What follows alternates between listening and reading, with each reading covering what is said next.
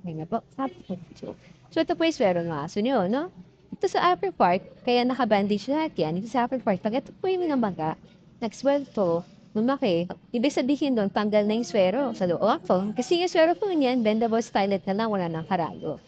So, o pwede pa naglikod siya, mahahatap, bumunta sa laman, sa balat, wala na sa ugat, kaya lima lang ito. So, pag ganun po nangyari, switch na natin sa off. Ito po yung switch natin. No? Ito po yung bandang off. Ito yung bandang on. Itong roller, sasagad yun ang po sa off. Ganun na. Makasagad yun na sa off and then tanin nyo na sa amin para i-reinsert na po namin yung ano. Ikakabit. So, hindi gagalawin, hindi ka tatanggalin, hindi nyo tanggalin, hindi nyo gagalawin. Kaya basta i-off po last but off, then dalhin sa bed. Off and then, mas mamaga, off, dalhin sa bed. Okay? So, pag gano'n naman po, yung dugihan niya nababackflow na dito, natin yung kasalupugin na nababackflow, in mga cases kung gawin sa tao, di ba? Ibig sabihin ng bawa yung pagkakasabi na ay di ba? Pag ganun po, ganun sa death, pag ganun po nangyari, nag-backflow yung dugo niya, so pwede nyo naman i-switch po sa on. I-switch sa on. So, ang pinaka-control kasi niya, yung drip ni swero. Po. Internet po. So, ito po ang on. Ito, yung patak mo. Mabilis. Ano pag hinatak ko po yan. So, may mabilis pa. Hindi po. Ibig sabihin yan, yung bilis po niyan, may pupush ka ngayon yung blood nag-backflow. Happen. Tapos itataas ko na lang yun. Dapat po nataas yung so, push na yung dugo. Minsan magkakalamat lang dito. Pwede niyong kurut-kurutin yan para pumasok din. Pero pagka talaga namuunod doon, hayaan niyo na lang. Happen. Tapos kung sumapatak ng dugo, eto, hindi po dapat naka-maintain ng on yan. Okay, kasi sobrang bilis po niya. Kaya lang yung bibilisan para matutulog pa yung dugo. Right now, after pumasok sa dugo niya, i-regulate na natin. May certain din lang po kasi yung drip na yun. Kaya nagsulat po mga 3 to 5 seconds per drip. You say 3 to 5 seconds per drip, ang bibilangin natin dyan ngayon, yung interval ng patak. So, papatak, bibilang kayo papatak. Bilang nyo, 3 to 5 seconds. Sinuwa, magkasantuan, paantin, of course. Hindi po mabilis pero atin na tayo mabibilang na. Parang ganyan.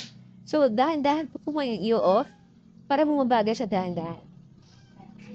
Yung bilang po is 1,001, 1,002, 1,010. 1, 2, 3, masyadong mabilis po yan. No?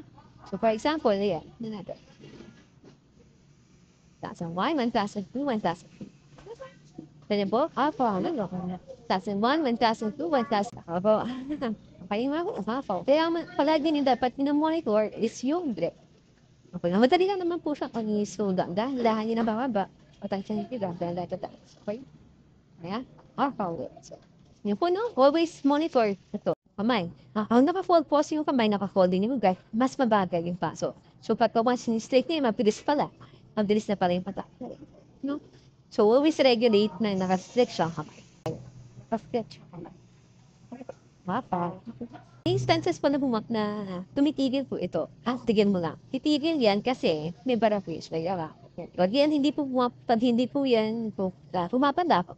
Tapos hindi naman namamaga yung kamay ng aso nyo. Ibig sabihin po, sa mismong swero may para. No? Nangyayari kasi pagka minsan napapakla ng konti yung dugo, nababaraan sa mismong swero. Hindi nyo makikita. Sa totoo po yun. Yung gagawin natin, magpa-flash tayo. So, ito po ang flashing. Ang flashing po, gagawin nyo lang flashing kapag hindi pumapatak ang swero nyo. At the same time, hindi namamaga yung kamay. Ibig sabihin doon, may bara yung sa swero. Yeah. So, ang gagawin sa flashing, kukuha kayo na fluid sa IV bag. Dito, sa mismong gaba ng IV bag, meron tayo rubber. Sa rubber, may maliit na bilog dyan. So, pagpapay doon sa maliit na bilog. Ito po, diretso. No? Ito lang ganyan. Then, kukuha kayo ng konti fluid. Konti fluid lang. 1 na is enough. 1. Okay.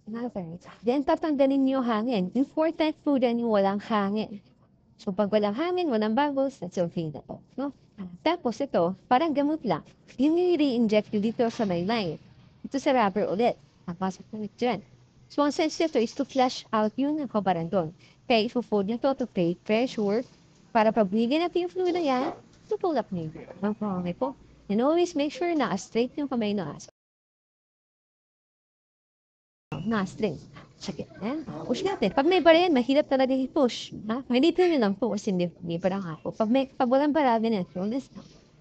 Pag may bara, mahirap talaga. Hilitin nyo lang. And then, maramdaman nyo sa mismo, pag-push nyo, yung gush nyo sa loob. Kasi po kayo na. Flush.